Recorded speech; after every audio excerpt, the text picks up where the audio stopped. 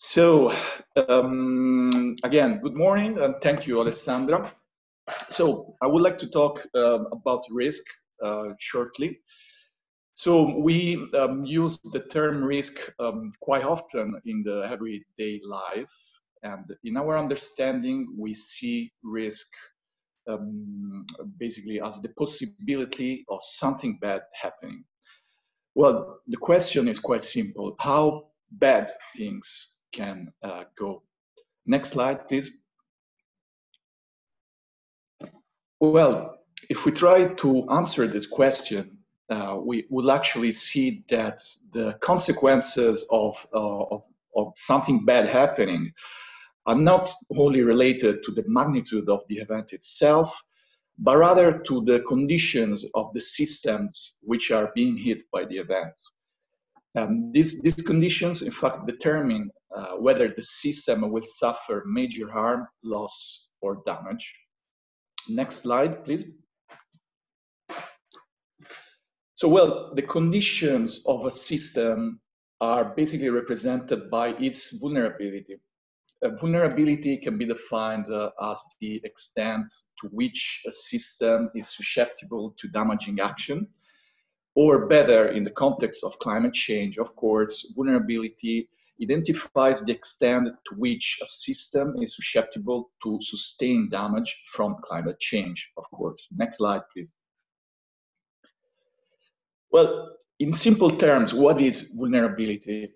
We usually conceive vulnerability as composed of three main factors, which are susceptibility, the exposure, and the resilience. The first one, the susceptibility, refers to the fragility, to the deficiency, and to the predisposition of a system to be adversely affected by a disaster. The second term, the exposure, refers to the values, to the assets which are included in the system and are at risk. While resilience indicates what are the coping and the adapting strategies of the system.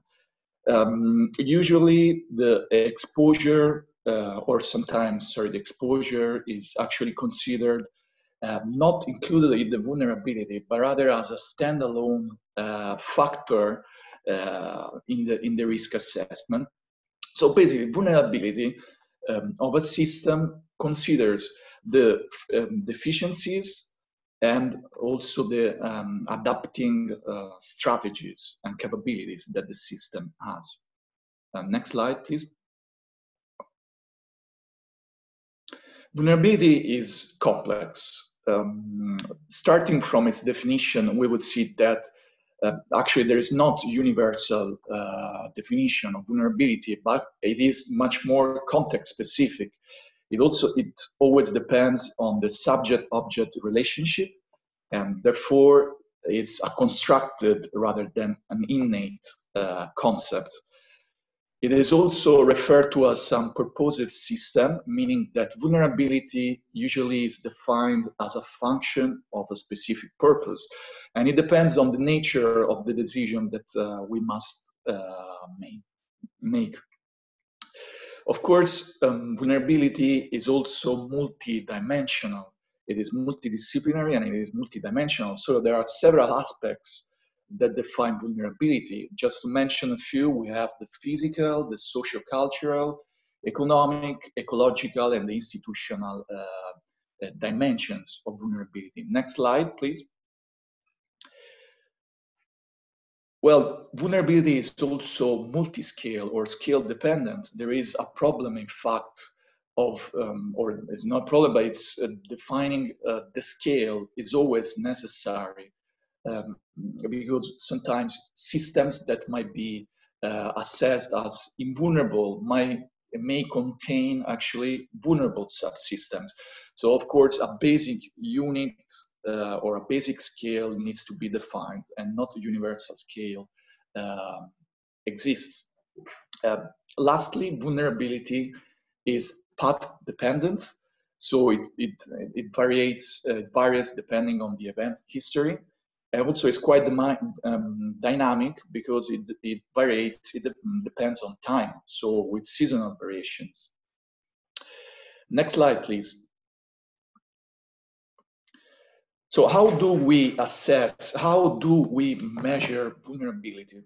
Of course, being such complex concepts, similarly, the assessment has got different approaches, which depend on the different conceptualizations of vulnerability, but also, of course, on the different spatial resolutions that are being considered. But let's say there are a few steps that belong to the, apply to the vulnerability assessment. So first of all, we said setting the context is very important. So cataloging the resources and assigning the quantifiable value. So giving a sort of ranking of the importance of the resources. And then define and identify the vulnerabilities that constitute some potential threats to each resource, and evaluate the severity of each vulnerability. And finally, from this vulnerability assessment, you can then reduce the impact that the vulnerabilities might have on the system. Next slide, please. Well, of course, the first step usually is setting the context, but it's also important to understand what are the data. So what the data available, the gatherable data, and the data should be processed in order to individuate a set of indicators and criteria that then will be used to the actual estimation of vulnerability. Of course, there is no single equation, there is not a universal set of indicators.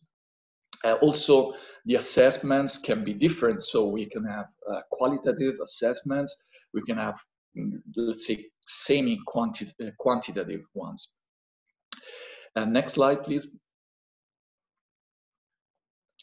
So what about cultural heritage and climate change? Well, in this context, vulnerability is identified as a degree of loss of a system at risk. Of course, when we speak about loss, loss is very much connected to value. And value is a very hard and complicated factor to identify, to assess in cultural heritage, just because cultural heritage is due to the singularity, peculiarity, and unrepeatability of cultural heritage. So next slide, please. Yes. So we usually assess vulnerability rather than loss of value, more like damage when we deal with cultural heritage.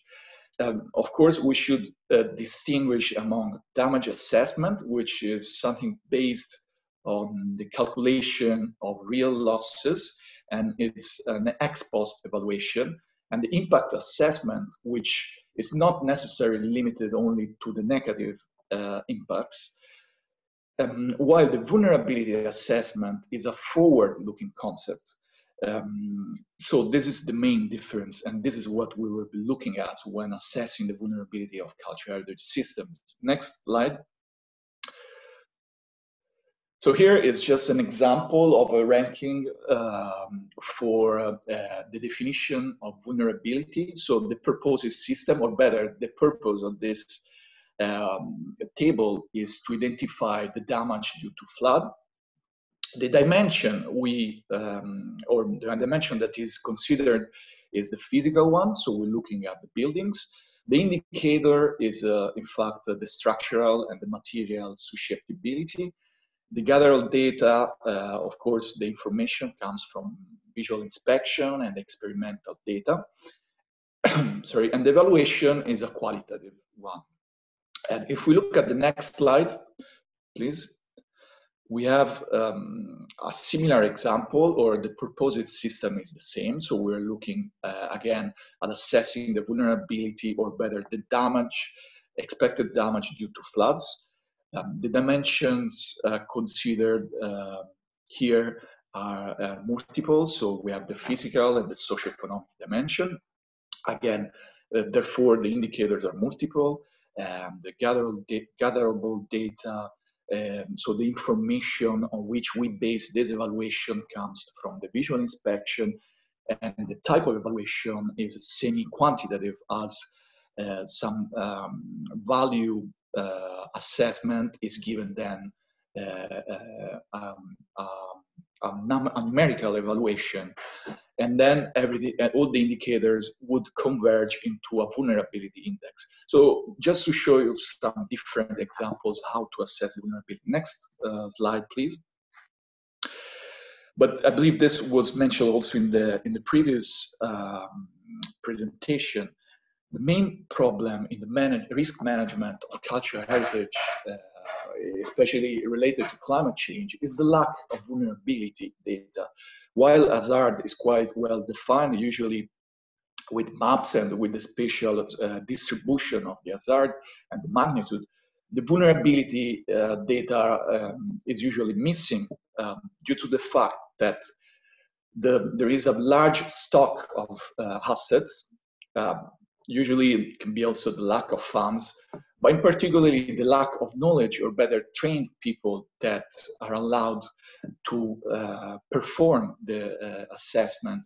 So really the problem of the lack of vulnerability data maybe is related very much to the impossibility to access to the vulnerability assessment. Next slide, please. So in ProteCHt2save, we try to simplify the approach to vulnerability in order to make it more accessible, in order also to engage a larger group of stakeholders. So we defined the concept of criticality, which is a factor or an aspect of cultural heritage systems impacting resilience. So the criticality is a resilience-focused concept. Identifies a controllable aspect, so some aspect of the system which can be changed by some sort of interventions. It considers, of course, the multidimensionality of vulnerability. It is measurable.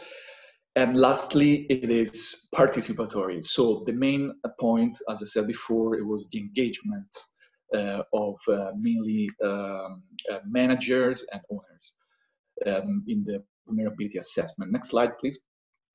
So very quickly, we define two main categories of criticalities. So the physical, which is hazard dependent, and the managerial criticality, which is non-hazard dependent. So one one relates to the intrinsic characteristics of cultural heritage systems, such as material composition and structural conditions, while the other one, the managerial criticality, refers to the operation, administration, and care of the systems. Next slide, please. So here you have an overview of which are the criticalities that we included in the project. So the physical criticalities refer, of course, are hazard related. So we have flood, fire due to drought, wind, heavy rain.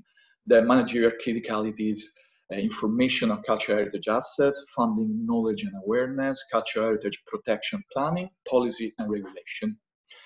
Next slide, please.